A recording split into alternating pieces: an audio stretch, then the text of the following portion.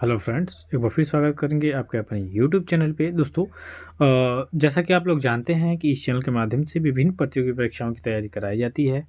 तो उसमें हम जो आज के स्टैटिक जीके के क्वेश्चन हैं, इसमें साइंस से रिलेटेड भी क्वेश्चन हैं और आपको स्टैटिक जीके के भी क्वेश्चन मिल जाएंगे जो सभी टॉपिकों पे आधारित हैं। ठीक है, तो वीडियो अच्छी लगी तो लाइक कमेंट शेयर करिएगा, चैनल को सब्सक्राइब करिएगा दोस्तों, और ज़्यादा से ज़्यादा शेयर करिए।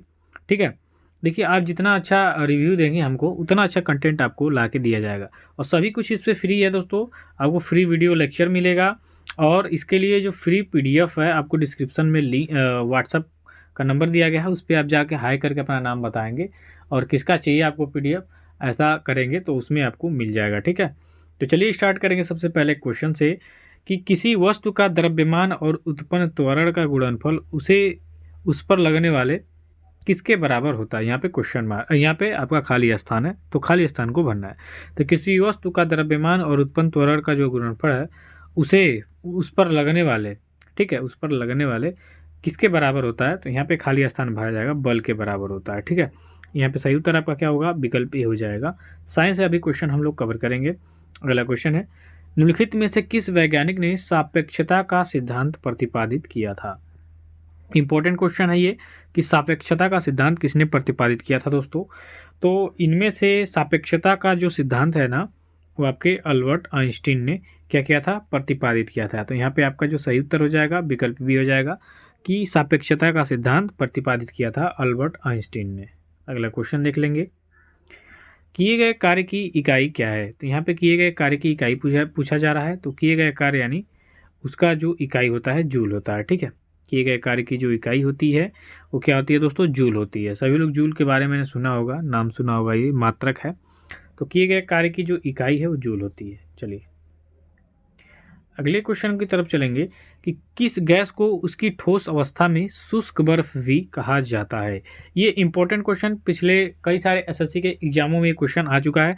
तो किस गैस को उसकी ठोस अवस्था में जो शुष्क बर्फ के रूप में भी जाना जाता है, तो आपका होगा CO2 यानी कार्बन डाइऑक्साइड को शुष्क बर्फ, ये जो गैस है इसको हम शुष्क बर्फ के नाम से भी जानते हैं। ठीक है, तो अगर जो क्वेश्चन में आपको आता है कि किस गैस को उसकी ठोस अवस्था में शुष्क बर्फ भी कहा जाता है, तो हो जाएगा आपका कार्बन डाइऑक्साइड CO2। आगे बढ़ेंगे कि निम्नलिखित में से सबसे कम गलनांक किसका है। तो दोस्तों इसमें से सबसे जो कम गलनांक वाला है वो है आपका पारा धातु। ठीक है, ये पारा जो होता है ये इसका जो गलनांक होता है बहुत कम होता है। ठीक है, कार्बन का, सोना का, चांदी का, इनका तो अधिक होता है। ठीक है, सोना चांदी की बात कर लेंगे तो लगभग 1000 डिग्री सेंटीग्रेड होता है इसका गलनांक। कार्बन का और अधिक होता है, 3000 से ऊपर का होता है इनका गलनांक। ठीक है, तो निम्नलिखित में से सबसे कम गलनांक जो होता है वो आपके पारा धातु का है। सही उत्तर यहाँ पे विकल्प ए हो जाएगा।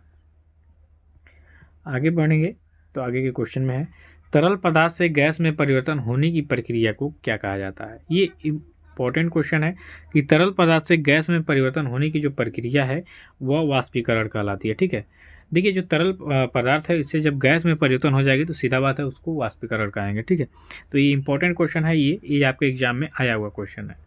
आगे देखेंगे, निम्न में से कौन सी कोशिकाओं को आत्मघाती थैली कहा जाता है। ठीक है, तो कोशिकाओं की आत्मघाती थैली जो है किसे कहा जाता है, ये कहा जाता है लाइसोसोम को। ठीक है, जो लाइसोसोम है ये क्या होता है, ये आत्मघाती थैली इसको कहा जाता है। ठीक है, बायोलॉजी से क्वेश्चन है तो ये इंपॉर्टेंट है। देखिए क्वेश्चन हर एक एग्जाम में पूछा है, बस एसएससी के नहीं, हर एक लेवल के एग्जाम में ये क्वेश्चन पूछा हुआ है कि कोशिकाओं की आत्मघाती थैली किसे कहा जाता है, लाइसोसोम को कहा जाता है। नेक्स्ट क्वेश्चन देखेंगे, क्लोरोफिल का खनिज घटक क्या है। तो क्लोरोफिल जो होता है इसमें जो मुख्य रूप से खनिज होता है मैग्नीशियम। ठीक है, क्या होता है दोस्तों, मैग्नीशियम। ठीक है, ये आपसे पूछ देता है कि मैग्नीशियम जैसे क्लोरोफिल में कौन सा खनिज पाया जाता है सर्वाधिक में, तो आपका मैग्नीशियम हो जाएगा। ठीक है, यहाँ पे सही उत्तर आपका विकल्प डी होगा। आगे बढ़ेंगे, करंट अफेयर्स क्वेश्चन है कि फिलिस्तीन लोगों के साथ अंतर्राष्ट्रीय एकजुटता दिवस किस दिन मनाया गया है। फिलिस्तीन लोग, जैसा कि अभी आपने गाजा पट्टी वाला नाम सुना होगा, इजराइल और फिलिस्तीन में ऐसे युद्ध जैसा माहौल चल रहा है, तो फिलिस्तीन लोगों के साथ अंतर्राष्ट्रीय एकजुटता जो दिवस है यह मनाया गया हाल ही में 29 नवंबर को। ठीक है, आज है 1 दिसंबर, कल ये मनाया गया था, अरे परसों ये मनाया गया था। तो सही उत्तर यहाँ पे आपका विकल्प ए हो जाएगा।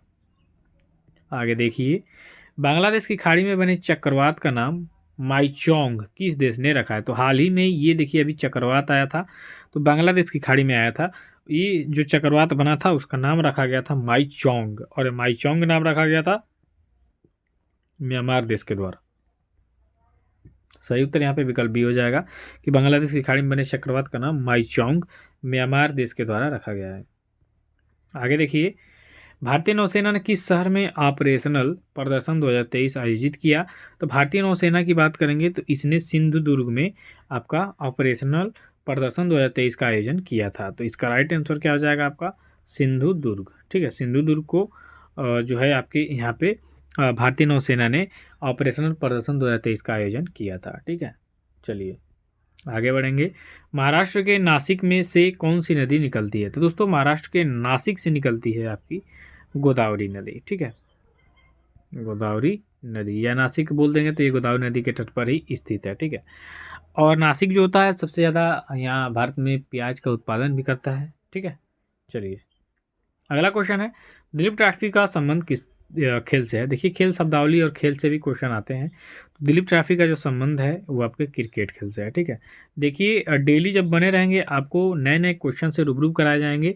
कोई कठिन होगा क्वेश्चन, कोई बहुत इजी होगा, ऐसे ही हर एक एग्जाम में होता है। कोई बहुत इजी होता है, जब इजी नहीं दो चार देंगे तो कोई मतलब नहीं है। ठीक है, और हार्ड होते हैं। ठीक है, तो धीरे धीरे आप सब लोग देख लीजिएगा जो क्वेश्चन के लेवल हैं वो ठीक ही ठाक है, कोई ख़राब नहीं है। अब कई लोग कहते हैं कि सर बहुत इजी है, इजी भाई उनके लिए होगा जो ज़्यादा पढ़े होंगे, सबके लिए तो इजी है नहीं। ठीक है, तो सबको ध्यान में रख के ले चलना है, जो नहीं पढ़े हैं उनको भी देखना है और जो पढ़े हैं उनको भी देखना है। ठीक है, तो ऐसे कमेंट करने से कोई मतलब नहीं है आपको। आप देखिए आपको कंटेंट दिए जा रहे हैं, नहीं पसंद आ रहे हैं तो अब हम क्या कर सकते हैं, है कि नहीं? और जिसको पसंद आ रहे हैं भाई उनके लिए तो है ये, जिनको नहीं पसंद आएगा तो उनके लिए क्या किया जा सकता है। अगला क्वेश्चन है, बोहड़ा लोक नृत्य का संबंध किस राज्य से है? तो बोहड़ा लोक नृत्य का संबंध है आपके महाराष्ट्र राज्य से। यहाँ पे आपका सही उत्तर क्या हो जाएगा?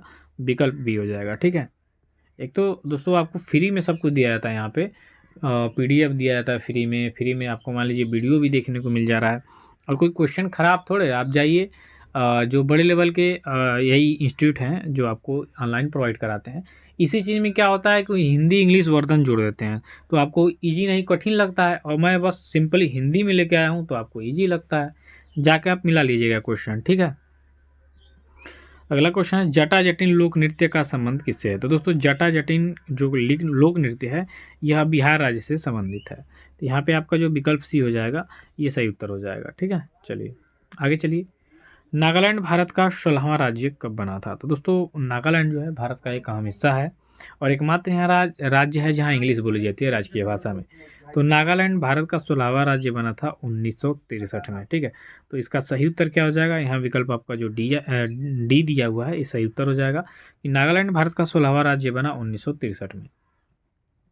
अगला क्वेश्चन है, रिजल्ट्स इन हिंदू धर्म या रिजल्ट्स इन हिंदुज्म पुस्तक के लेखक कौन है? ठीक है, तो रिजल्ट्स इन हिंदुज्म पुस्तक के जो लेखक हैं वो डॉक्टर भीमराव अंबेडकर हैं।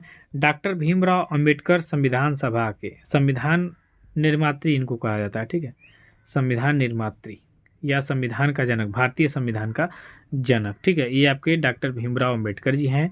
और रिजल्ट्स इन हिंदुज्म या हिंदू धर्म ये जो पुस्तक लिखी गई है ये डॉक्टर भीमराव अंबेडकर के द्वारा लिखी गई है। सही उत्तर विकल्प ये होगा आपका। अगला क्वेश्चन, रायगंज वन्यजीव अभयारण्य ये कहाँ पे स्थित है दोस्तों, यह आपको बताना है।